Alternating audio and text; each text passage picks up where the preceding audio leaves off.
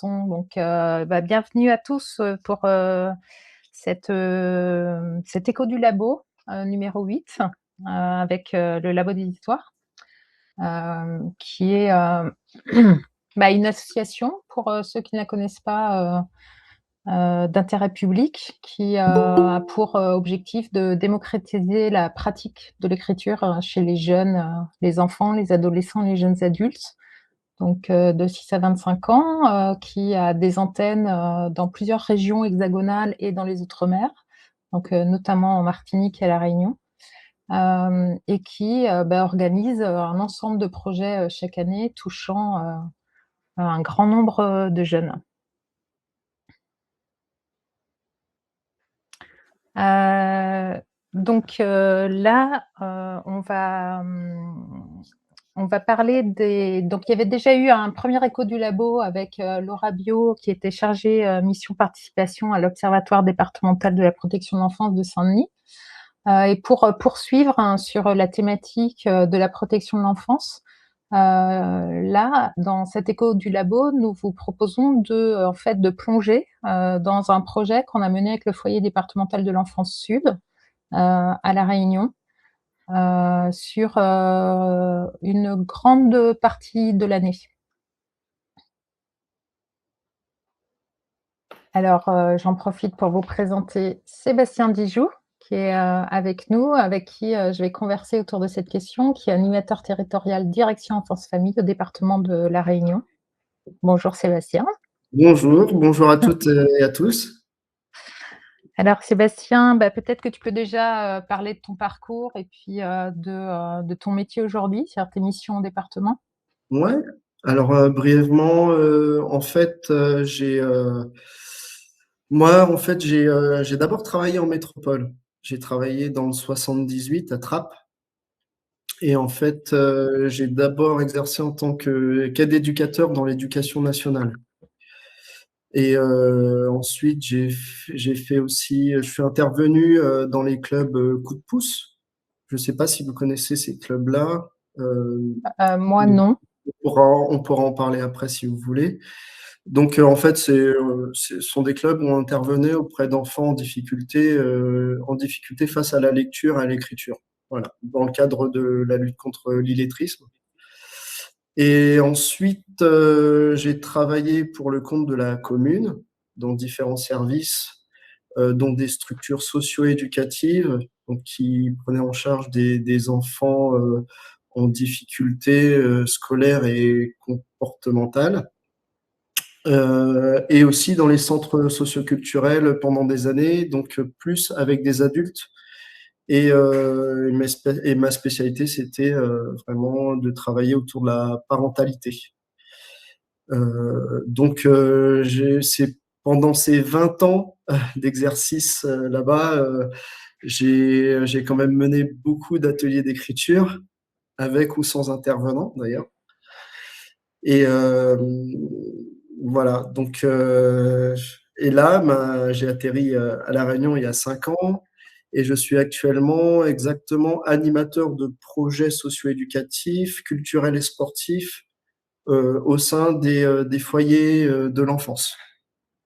Donc moi, en gros, mon projet principal, c'est de faire en sorte que les enfants, malgré leur passage dans les foyers et toute autre contrainte qui s'oppose à eux, c'est qu'ils puissent continuer à évoluer en fait dans leurs connaissances, mais en dehors de l'école. Moi, j'essaie de développer en gros une philosophie d'éducation populaire au sein des foyers de l'enfance. Donc, il s'agit pour moi en fait de trouver constamment des moyens pour que l'enfant puisse, j'appelle ça, apprendre autrement. Voilà, apprendre en dehors de l'école.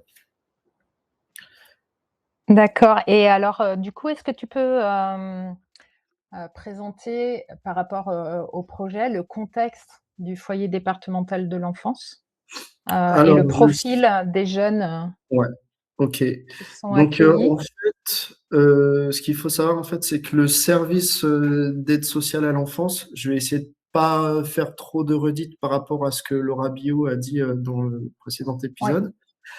En fait, le service d'aide sociale à l'enfance, c'est une compétence obligatoire du département.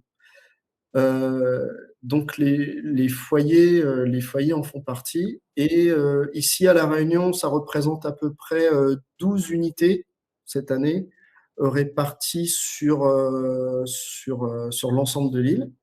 Donc il y en a 6 dans le sud et 6 dans le nord-est. Nous, donc avec le Labo des Histoires, on est déjà intervenus dans tous les secteurs. Et là, on va vous parler d'un projet qu'on a réalisé dans le secteur sud. En fait, ce qu'il faut savoir surtout, c'est que ces foyers, ce sont des établissements dits enfin comme ce sont des accueils d'urgence. Voilà, ce sont des accueils d'urgence parce que les enfants sont majoritairement placés par les adultes, enfin par les juges. Enfin, j'aime pas trop le terme placé, on dit plus placé, on va dire ils sont accueillis au sein des foyers de l'enfance parce qu'en fait, ils sont considérés comme étant en danger. Voilà. Donc, ils sont ensuite orientés vers des accueils plus longs qu'on a vu la dernière fois dans l'épisode 7. Donc, les accueils plus longs, ce sont les MEX. Donc, ce sont d'autres foyers, parfois associatifs, pour des accueils beaucoup plus longs, jusqu'à la majorité ou voire plus, soit en famille d'accueil ou soit pour un retour en famille. Voilà. Mais nous, là, aujourd'hui, on va parler des foyers de l'enfance, donc c'est vraiment l'accueil d'urgence. Ils sont placés pendant 3 mois, 6 mois, voire plus, selon le nombre de places qu'il y a dans la région. Voilà. Donc, ce sont surtout des enfants qui ont été en rupture avec le cursus scolaire. Bah, ils ont été déscolarisés, rescolarisés. Il y en a qui ont du retard. Ils ont souvent un niveau scolaire faible. Donc, il y en a qui présentent de plus en plus des troubles de l'apprentissage. oui, On voit souvent des 10, comme on dit, ou d'autres pathologies, en fait, même des traitements assez lourds qu'ils ont, qui peuvent parasiter leur apprentissage scolaire. Donc, de par leurs différents parcours de vie, ils n'ont pas un bon rapport forcément avec tout ce qui est scolaire ou toute activité qui s'apparente avec le scolaire ou qui leur fait penser à l'école. Donc, pour mener ces ateliers d'écriture au sein des foyers, donc, faudra gommer un peu les représentations scolaires et leur présenter le projet autrement. Donc, je pense ouais, ben, on y ouais, si reviendra tu tout veux à l'heure. bien, on y reviendra tout à l'heure avec, un petit peu justement les clés de la réussite. Hem, hem, justement, c'est-à-dire qu'on va être sur, alors peut-être, déjà parler du projet qu'on a mené. Ouais, Donc, on l'a mené, donc en 2 temps. Est-ce que tu peux, en parler?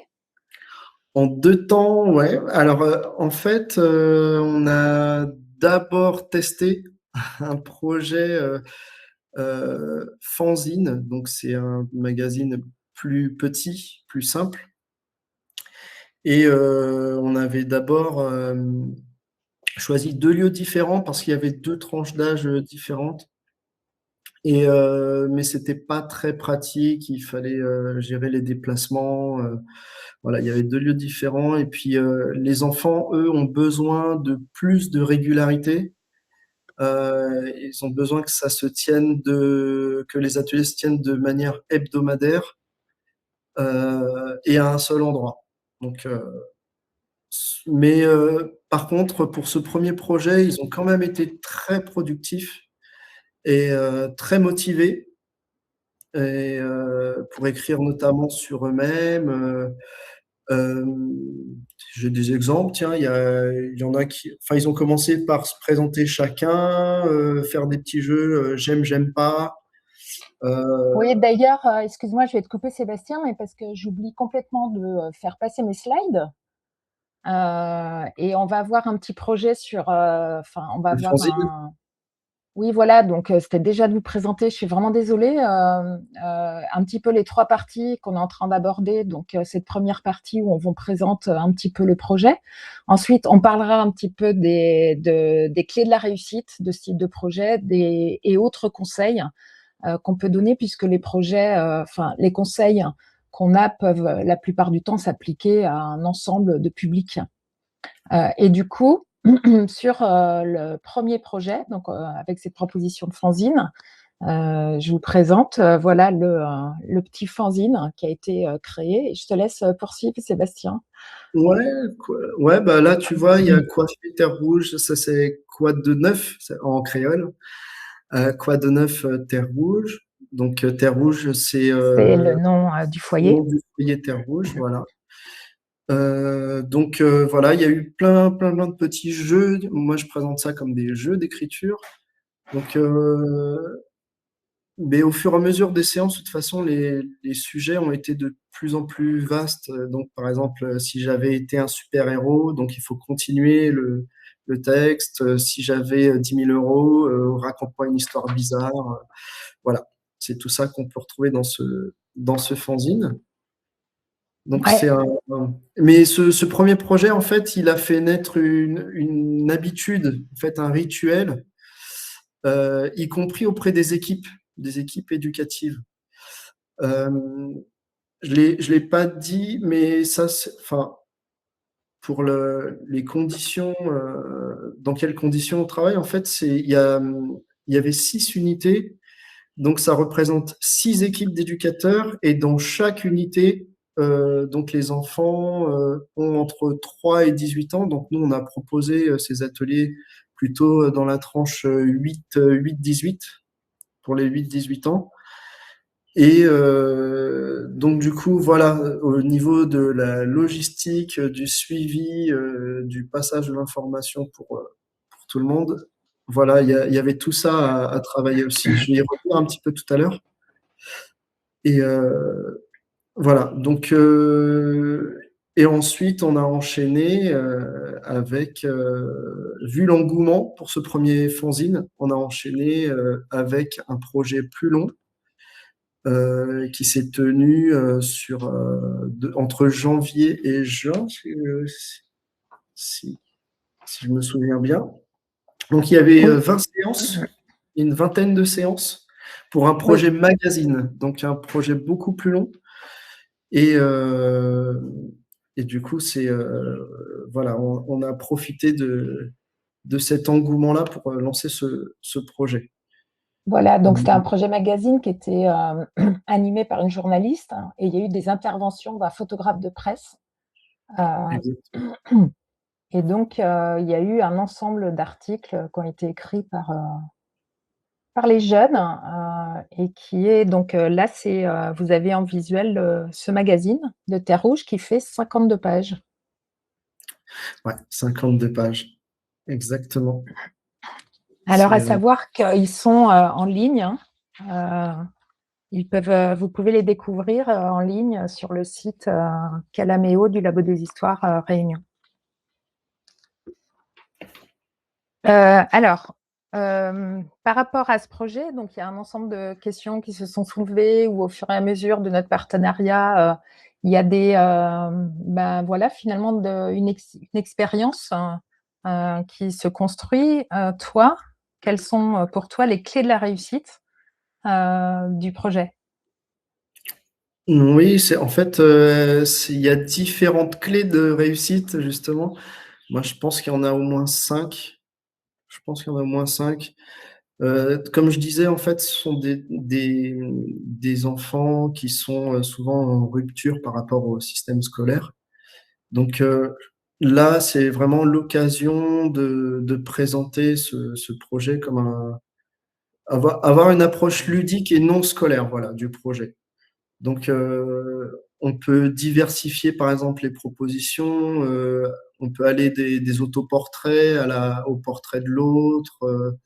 des interviews jusqu'au témoignage de vie, en passant par l'élaboration de petits jeux d'écriture. Et comme je disais, en fait, en fait, il faut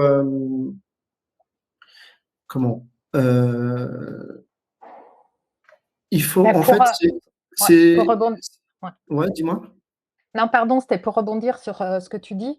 Il y a du coup ces formules où il y a un ensemble de petits textes à produire, ne sont pas des productions très lourdes, qui permettent aussi d'intégrer les entrées-sorties dont tu parleras tout à l'heure. Et il y avait une attention aussi de la journaliste à ce que ce soit eux qui choisissent les thématiques qu'ils voulaient aborder aussi. Oui, voilà, c'est ça. Ouais. Et du coup, en fait, quand on assure ces ateliers-là, ça permet pour nous adultes, hein, accompagnateurs, c'est de garder un lien avec les apprentissages fondamentaux, en fait. Mais il faut vraiment, là j'insiste, il faut vraiment qu'il n'y ait pas vraiment gommer cette approche scolaire. Euh, il faut donc on lève les barrières. En fait, les enfants, ils disent non, moi j'ai pas envie d'écrire. Je sais pas écrire, je fais beaucoup de fautes, j'écris mal, je sais pas quoi dire, je m'exprime pas bien. Ou ici aussi, bon bah, est-ce que j'arrive pas à m'exprimer en français? Bah, exprime-toi en créole ou en maoré ou en sri-lankais ou je sais pas. Je dis ça parce qu'on a eu le cas. Mais donc du coup, voilà, il faut gommer tout jugement. On leur présente vraiment l'atelier comme ça. On va pas vous juger et voilà, au contraire, on va mettre l'accent aussi sur le fait que ça soit l'écriture d'un journal et on va leur dire ouais, c'est pas un atelier d'écriture, c'est un atelier journal et vous êtes les journalistes. Et ou alors, je sais pas, on a fait d'autres ateliers où c'était aussi, voilà, c'est un atelier de création de contes et vous êtes les conteurs, vous allez mettre en voix ce conte-là et ça sera diffusé en podcast, par exemple. Donc, il faut pas hésiter non plus à les féliciter à chaque effort ou j'appelle ça des micro-réussites. Donc, il faut à chaque fois constamment les accompagner dans leur sollicitation ou alors au contraire, ou alors les laisser, une fois qu'ils sont lancés, les laisser produire. Donc, Ok. Alors, je te propose qu'on avance ouais. parce que on a plein de choses à dire et qu'on n'a pas beaucoup de temps. Du coup, il y avait aussi l'histoire d'intégrer donc les entrées-sorties, c'est-à-dire de Oui, pouvoir yes, proposer des projets qui c'est permettent. ça. Une autre clé comme ça, c'est ça. C'est là, ce sont des enfants avec plusieurs problématiques, donc c'est vraiment et en plus de fait, ils sont accueillis de manière urgente et puis ils seront amenés à bouger, voilà. Donc il y aura des départs, il y aura des nouvelles arrivées. Donc nous, en tant qu'adultes, il faudra pas on va dire, se frustrer par rapport à ça.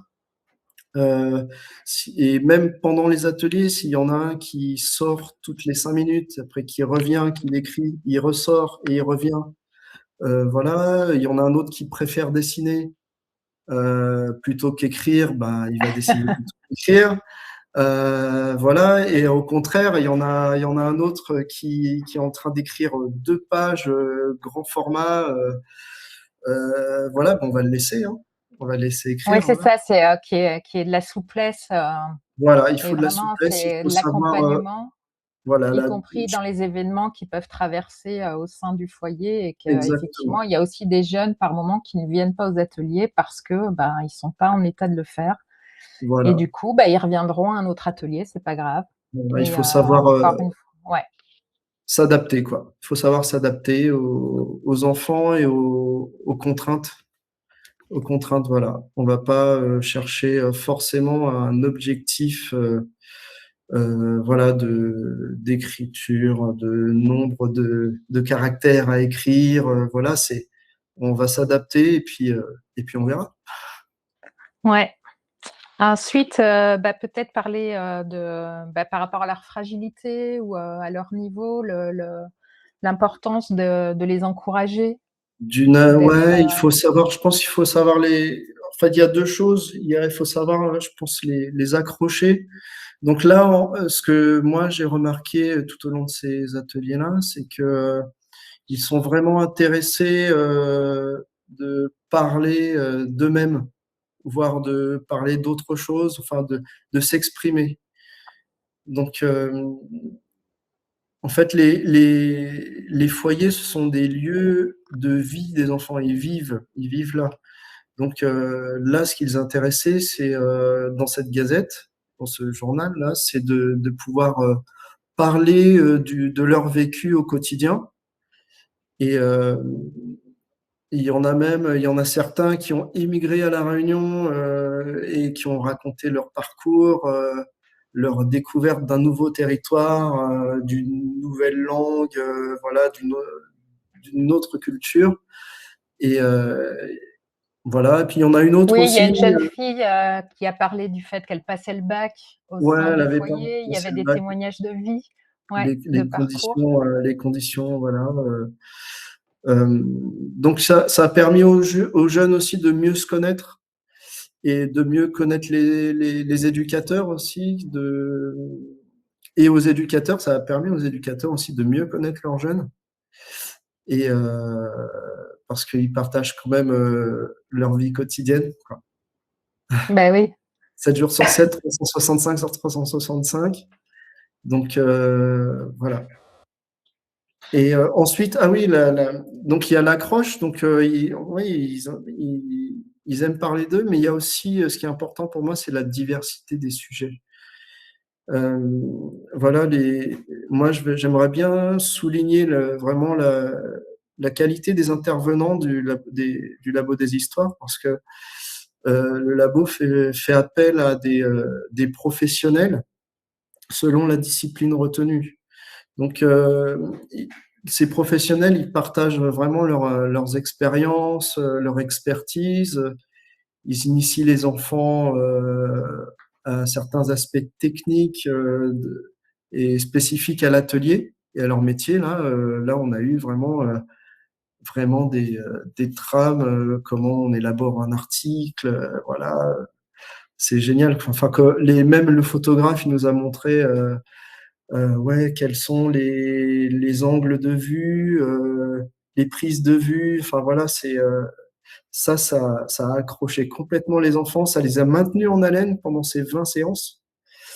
Et donc là, là, dans ce que vous voyez, il y a eu comment il y a aussi bien des portraits d'enfants que des reportages.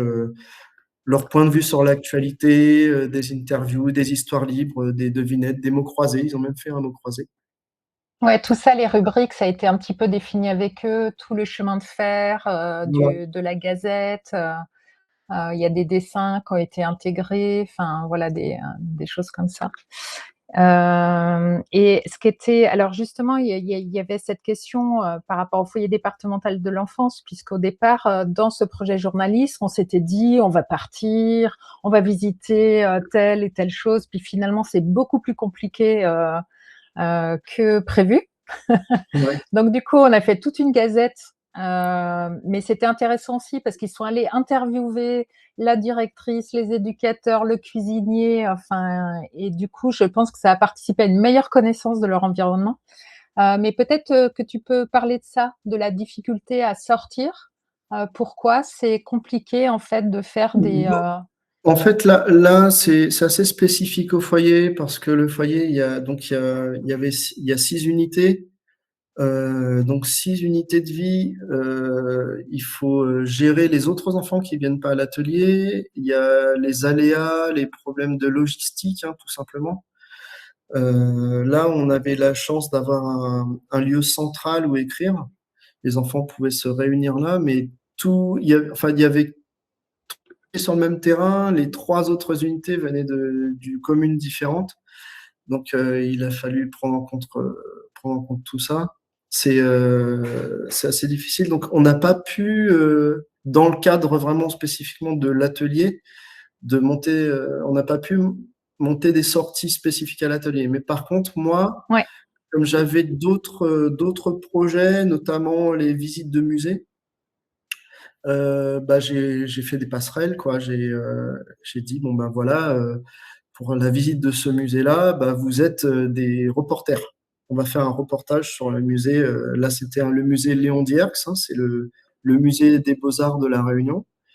Et à l'occasion d'une exposition temporaire sur les œuvres de Paul Cézanne. Donc, du coup, les enfants ont fait un reportage sur cette visite de musée. Donc voilà, on a fait Et du des... coup, oui, on a intégré un article sur cette sortie dans. Donc, c'est bien Exact, aussi de faire des liens avec les autres activités qu'il peut y avoir au sein du foyer. les liens, ouais, exactement. Et Euh, Vas-y, ouais, Sébastien. je pense aussi, il y a quelque chose qui fait partie d'une clé de réussite, en fait, vraiment une clé essentielle de réussite d'un tel projet. C'est vraiment le positionnement de chaque adulte à tous les niveaux. Donc, nous, enfin moi et toi, hein, Christine, on élabore le projet. D'accord? On essaie de recouper les demandes des enfants, les appétences des enfants avec ce que le labo peut proposer au niveau géographique aussi, avec les professionnels. Il y a tout ce travail d'élaboration, mais il y a aussi, donc on a vu l'intervenant qui dirige et qui organise les séances, mais il y a aussi le rôle de l'accompagnateur qui est essentiel et primordial selon moi. C'est le rôle de l'éducateur dans notre cas, mais moi je peux élargir, hein. Je peux élargir le rôle de l'accompagnateur, de l'adulte référent, celui qui accompagne l'enfant au quotidien. Ça peut être le parent. Alors moi je dis ça parce que j'ai travaillé longtemps sur la parentalité, mais le rôle de cet accompagnateur et éducateur au sens large, hein, du coup, est primordial parce que lui, il va vraiment asseoir un accompagnement culturel complet. Alors moi, ce que j'entends par accompagnement culturel, c'est en 3 étapes. Donc il y a l'avant, le pendant et l'après. Donc avant, en fait, ces éducateurs-là, ils vont préparer les jeunes, ils vont leur parler du projet, ils vont inscrire les séances dans le planning des jeunes, ils vont instaurer une régularité, un rituel, une habitude, et tout ça, en fait, ils vont construire un repère pour les jeunes. Et donc, ils vont aussi s'assurer que les jeunes soient bien présents. Ils vont être à leur côté physiquement. Le positionnement physique est hyper important parce que ils vont pouvoir vraiment se mettre à côté, encourager vraiment. Le jeune va pouvoir leur poser la question, comment ça s'écrit ça? S'il veut s'appliquer sur l'orthographe, ok, donc écrit ça comme ça. Euh, pour les Oui, jeunes c'est qui sont en important de difficulté, ne pas les laisser seuls voilà, face à pour les leur jeunes feuille, qui quoi. sont en grande difficulté, par exemple, face à l'écriture, ils vont pouvoir faire de la dictée à l'adulte, hein, tout simplement. Et voilà. Et puis le positionnement aussi contraire, à l'inverse, comme je disais tout à l'heure, s'il y en a un qui va se lancer dans un texte qu'on ne peut plus arrêter, on va se mettre en retrait. L'éducateur va se mettre en retrait et puis va le laisser. Donc, voilà, il va aussi, il va inciter les jeunes à s'exprimer. Et du coup, pour l'après, il va pouvoir débriefer sur les ateliers, mais aussi en fin de projet, il va participer à la restitution, à la présentation d'un support final, là, en l'occurrence le journal, le fanzine. Il va mettre en valeur les jeunes et il va peut-être même en rediscuter avec les nouveaux arrivants et leur présenter le projet en photo ou en magazine. Et puis voilà, il va mettre en valeur le projet. OK, on va bientôt ouvrir sur les questions. Peut-être parler quand même de la valorisation, du fait qu'il y ait un rendu, c'est-à-dire qu'il y ait ce document, qui leur arrive, Ouais, c'est et qui, couronne, voilà ces 20 ateliers où ils ont écrit, interrogé, oui, questionné. en fait, c'est hyper important ce que tu dis, mais parce que là, on est déjà bien au-delà d'un simple atelier écriture. Pour nous, c'est un atelier écriture, voilà, on va essayer de favoriser les apprentissages fondamentaux, blablabla, blablabla. Mais le jeune, lui, vraiment, il va avoir une manière le moyen de s'exprimer et le moyen d'être entendu. Et, ça représente vraiment, en tout cas pour les jeunes du foyer, là, c'était un rendez-vous important. Et le support final était réellement essentiel. Moi, je pense par exemple, il y a une jeune, moi je savais pas entre la fin du projet comment l'impression du magazine final, je savais pas qu'elle était partie du foyer. Et donc moi, je la retrouve dans la rue et elle me dit, la première chose qu'elle me dit, c'est Eh, vous avez fini le magazine et tout ça. J'ai fait oui, oui. Et je fais bah, justement, j'en ai un exemplaire avec moi, ça tombe bien, je vais te le donner. Et là, elle m'a remercié, je lui ai fait le cadeau de l'année et elle a tout de suite commencé à le lire dans son arrêt de bus. Voilà, donc c'était son cadeau de l'année, quoi. Donc, pourtant, c'était une jeune qui était assez réticente au départ à l'écriture. Et là, et au final, on a trouvé une accroche parce qu'elle adorait la photographie. Donc, ben, elle a fait des pages sur la photographie. Et elle a adoré relire et redécouvrir ces bons moments passés ensemble. Ouais. Du coup, on va ouvrir sur les questions. On n'a peut-être pas tout dit, Sébastien, mais c'est pas grave, Oui, je c'est pense qu'on a pas dit grave. l'essentiel. Et du coup, il y a des questions qui sont passées, dans le chat.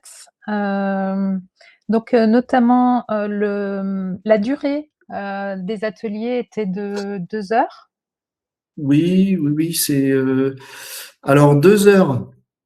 2 heures, donc le temps de s'installer, de les accueillir, de faire un débrief sur ce qu'on a fait la dernière fois, de repartir sur quelque chose d'éventuellement nouveau. Et voilà, avec les allers-retours, tout ça. Alors c'était 2 heures sur le papier, après vraiment, vraiment en écriture pure, je dirais une bonne heure, 1h20, voilà, Oui. je dirais ça. Ensuite, comme question, alors attendez, est-ce qu'il y a eu un comité de rédaction géré par les jeunes? Alors, et comment s'est fait le choix des articles publiés dans la Gazette? On a un petit peu répondu dans la visio. En fait, il y a eu un comité de rédaction avec les jeunes et la journaliste. C'est-à-dire qu'ils ont établi ensemble, les rubriques, le chemin de fer, même si la journaliste était un peu force de proposition parce que démarrer simplement par des portraits, c'est-à-dire, faire le portrait de l'autre, c'est déjà, bah, voilà une petite, on met le pied à l'étrier. Ouais, c'est ça. Hem et du coup, le choix des articles a été fait, avec, les jeunes et l'impulsion, du foyer, ne serait-ce que pour prendre rendez-vous avec le cuisinier, c'est-à-dire comment, au niveau logistique, on a pu mettre en place notamment toutes les interviews des personnels du foyer. Alors, on me demande revenir, le travail en amont, le choix des sujets, la collaboration éducateur-intervenant et les retours. Alors ça va être un petit peu long, mais Le c'est, Ouais, alors ça, c'est une Sébastien, question peut-être en essentielle. quelques mots?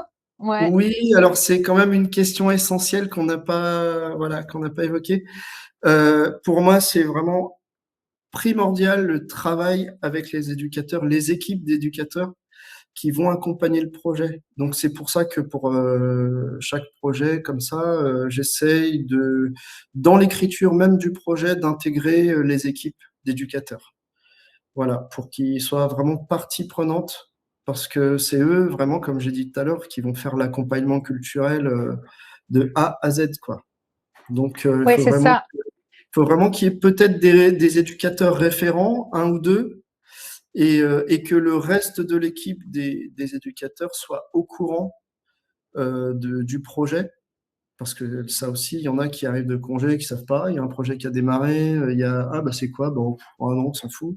Non, non, c'est voilà, c'est il faut en amont prévoir des référents, voir avec les chefs de service le rôle de chef de service qui est très important parce que eux ils vont pouvoir articuler le planning des agents, des éducateurs en fonction de telle ou telle action. Donc là, on a eu un grand soutien des chefs de service aussi qui ont Oui, pu c'est ça, parce que parfois c'est compliqué avec les emplois du temps des équipes et voilà. le fait que ça tourne, d'avoir une personne en référence continuelle. Et ça, c'est vrai que si il n'y a pas toute l'équipe qui se mobilise, et pour nous, en tout cas, pour le témoignage du Labo des Histoires, le rôle de Sébastien, il est vraiment clé parce qu'il fait le pivot entre le Labo des Histoires et tous les interlocuteurs des foyers départementaux de l'enfance, et c'est précieux. Euh, Voilà, je ne sais pas si tu avais fini, Sébastien. Il y a une dernière lecture, une dernière question sur savoir si on a fait un temps de lecture à voix haute devant un public. Non, Alors non, pas sur ce projet-là, mais sur d'autres projets, oui. c'est ça. Sur Là, ça d'autres- s'y prêtait pas. oui, ça s'y prêtait pas forcément, c'était plus de la diffusion. Mais sur d'autres projets, oui, et puis de toute manière, on trouve pour chaque, bah, en fait, pour chaque projet comme ça, on trouve une manière de valoriser le travail et de valoriser les jeunes. Donc là, et même pendant chaque séance, les jeunes pouvaient lire ou ne pas lire, mais en vrai, ils voulaient tous lire leur production et ils ont été applaudis à chaque fois. Donc là, voilà, Oui, il y a toujours les temps de lecture pendant les ateliers d'écriture. pendant les ateliers d'écriture. Ouais. Après, moi, par expérience, quand on donne les livrets, ce qui est chouette, il y a aussi un rapport à la lecture parce que bah, les jeunes ne sont pas toujours lecteurs. Et que quand ils reçoivent une production qui vient d'un projet d'écriture, la première chose qu'ils vont faire, c'est chercher leur texte, leur contribution, et après, ils se mettent à tout lire. Donc Ouais. ça, c'est chouette. Moi, sur d'autres projets, j'ai vu vraiment des jeunes qui ne sont pas lecteurs, qui n'aiment pas lire et qui se mettent à dévorer bah, la production qui a été faite avec des contributions, et c'est parfois 25 textes à lire. Donc il Ouais, trouve le sien et puis après il lit les 24 autres. Donc ça c'est c'est exactement c'est ça. Et il c'est fait des plutôt petits jeux en super. plus. C'est ça, et il fait les petits jeux en plus. Et donc pour le nombre d'exemplaires, parce que j'ai aussi cette question, je ne sais plus combien d'exemplaires, on Bah, a imprimé, ils mais en ont en eu tous eu, hein. ouais, on va toujours, c'est-à-dire c'est tous les jeunes, c'est-à-dire que même un jeune qui a participé à un seul atelier, eh beh, il aura un exemplaire. Donc c'est tous les jeunes qui sont passés, dans les ateliers, Voilà. et puis après, bah, ça va être, ben, quelques Plus. exemplaires supplémentaires pour le foyer, pour le Labo des Histoires, pour le Voilà. dépôt légal, enfin voilà, des choses comme ça. Voilà. Mais on est généralement sur des productions, on n'est pas des éditeurs, donc on est vraiment sur des productions, hem, un nombre de productions qui est lié au nombre de jeunes. Exactement. Voilà, je crois qu'on Il y a bah, une on autre, arrive, au bout. Je crois que j'ai épuisé les questions, d'accord. sauf erreur de ma part. Non, je pense que c'est bon. Du coup, est-ce que tu as un petit mot de la fin, Un petit mot de la fin? Sébastien? Tu Ouais. as une question de fin? Ouais, j'ai une question, c'est, en gros, qu'est-ce que ça leur apporte dans la vie? assez Ah! jeune? Ah, c'est dur de répondre à cette question-là parce qu'il y a plein de choses qui leur apportent, plein de choses tout au long de leur vie. C'est même impossible à dire, mais en fait, moi, de manière, certaine, ce que je peux dire, c'est que, chacun, vraiment chacun a été fier de lui-même, de présenter, d'avoir écrit, d'avoir réalisé, ce projet et donc être fier de soi, je pense que ça participe déjà, c'est déjà une petite victoire vers, l'estime de soi, tu vois? Ouais. C'est une petite victoire, mais une grande victoire, quoi. Bah, oui, c'est ce qu'on poursuit aussi, au Labo des histoires. C'est vraiment, voilà, Sur comment leur donner confiance dans leur potentiel parce que comme tu disais au départ, ils pensent qu'ils ne peuvent pas écrire, puis en fait, Ouais, ils le font, c'est encore mieux quand ils le font avec plaisir et exactement. en tout cas, pour le Labo des histoires Réunion, très contente, voilà, de mener ce type de projet avec toi.